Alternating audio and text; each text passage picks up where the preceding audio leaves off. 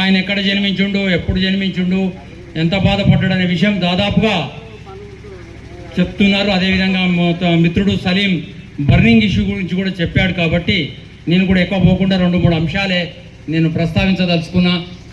కాబట్టి ఆయన న్యాయవాది, ఆర్థిక శాస్త్రవేత్త, రాజకీయవేత్త, సంఘ సంస్కర్త, రాజ్యాంగ శిల్పి, దేశ చరిత్రలో అత్యంత ప్రతిభావంతమైనటువంటి వ్యక్తి ఎవరైనా ఉన్నారంటే బాబాసాహెబ్ అంబేద్కర్ ఉన్నారని ఈ సందర్భంగా మేము చేస్తున్నాం.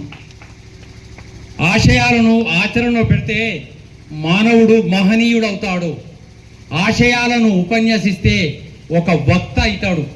అంబేద్కర్ వక్త కాదు, మహనీయుడని ఈ సందర్భంగా తెలియజేస్తున్నాను. అయితే ఆయన 2-3 అంశాలు ప్రస్తావించదలుచుకున్నా.